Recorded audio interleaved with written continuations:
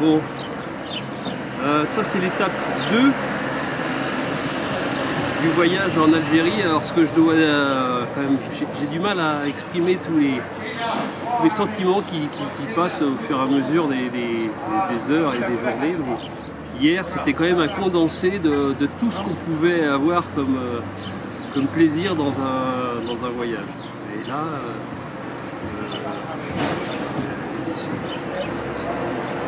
hier, donc, à mon arrivée sur le port de Gazaouet, j'ai tout de suite été dans l'ambiance. Alors déjà, je l'ai déjà dit sur la partie administrative, bon, j'ai eu les fouilles en règle. Bon, après, forcément, j'ai pris la route. Ma carte n'est pas très détaillée, donc j'ai mis mon GPS avec la cartographie que j'avais chargée sur l'Algérie en départ. Maintenant, j'ai pas assez chargé la tablette, donc forcément la tablette, au bout d'un moment, je me suis retrouvé avec plus de batterie. Donc ça m'a fait passer par des petits chemins, mais j'ai pris vraiment des chemins de montagne. Je me demandais si c'était sérieux de faire ça. Puis j'y suis allé, et puis en fin de compte je ne regrette pas, parce que j'ai traversé des petites montagnes pour reprendre des petites routes après. Et puis j'ai réussi à m'y retrouver, mais bon, sans GPS dans les villes assez importantes, c'est très compliqué. Bon après, maintenant je roule qu'à la carte. Là, une fois que j'ai passé le nord de l'Algérie, là, maintenant je me retrouve dans des endroits un peu désertiques. C'est plus facile de s'y retrouver sur la carte.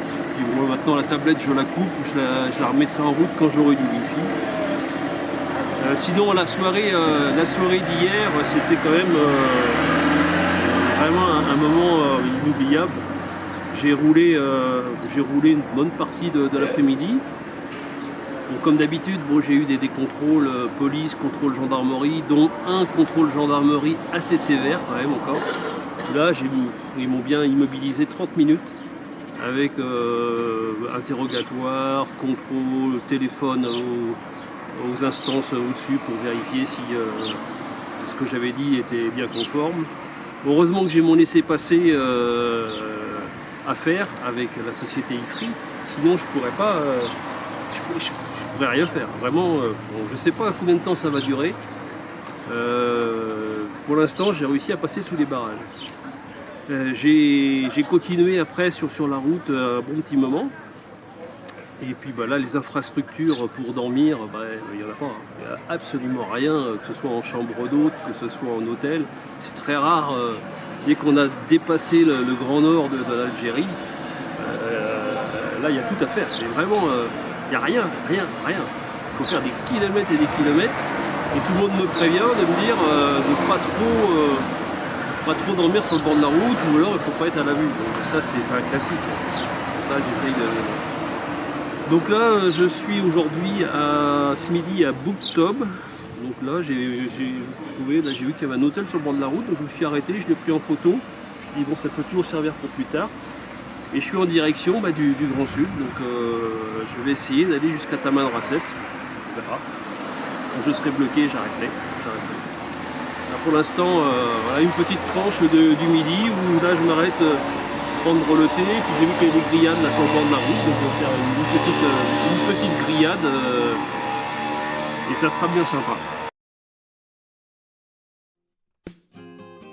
Déjà 8 jours de route depuis le départ de la Renaudière. Au kilomètre 2570, la ville de Gardaïa dans le centre de l'Algérie m'accueille pour une nuit. Gardaïa fait partie du patrimoine mondial et elle est considérée comme site touristique d'importance majeure en Algérie, de par son architecture et son histoire. Ensuite, ce sont les portes du désert qui s'ouvrent pour les prochains jours de voyage. Après quelques moments à étudier les directions possibles vers le sud, Tamanrasset ou Djanet, et me renseigner auprès des locaux sur l'état des routes, des pistes et des ravitaillements en essence entre deux villes, mon choix est fait. Ce sera Djanet dans le Grand Sud en traversant le Tassili Zinagé, et je laisserai le désert du Hogar sur ma gauche. Un longue route m'attend sur la nationale M3 longue de 2300 km.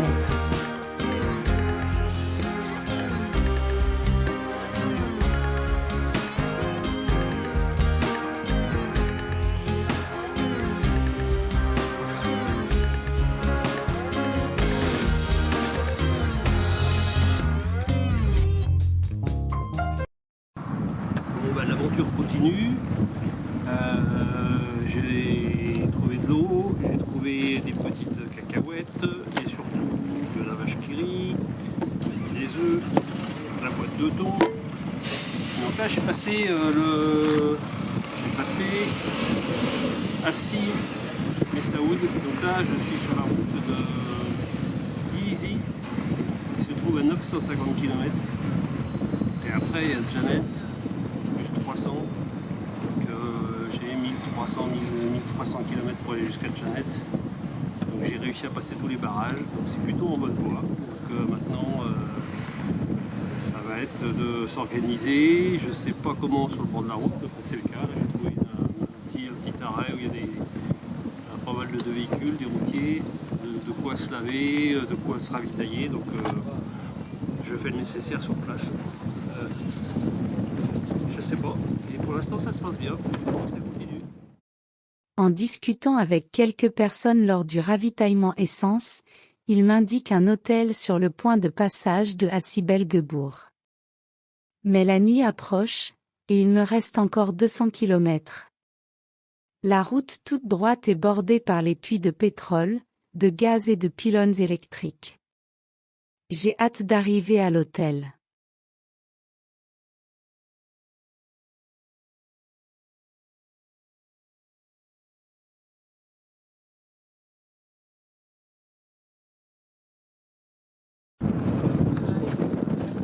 Bon ben là je suis arrêté au poste militaire. Alors je vais pas les filmer parce que je pense que c'est pas très bien de filmer les militaires. Mais bon je suis bloqué pour la nuit ici. Donc on a négocié. Je vais laisser la moto au poste militaire. Il y a des baraquements un petit peu salubres, mais bon je préfère dormir dans les bâtiments avec les militaires à côté, parce que bon, il y a de me prévenir qu'il y avait aussi des loups dans la région. Donc puis c'est pas tellement les loups qui m'inquiètent, c'est plutôt les brigands de grand chemin. Enfin bon voilà, pour ce soir c'est carré, je m'arrête là parce qu'il est 20h30 et l'hôtel, j'ai à peu près 200 km. Donc ce soir, rideau.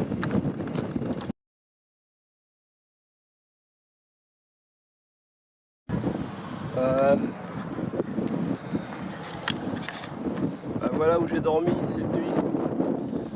Donc dans un endroit un peu particulier. C'est là où j'étais arrêté par les militaires. Et ils m'ont interdit de repartir hier soir. Donc j'ai dormi ici là.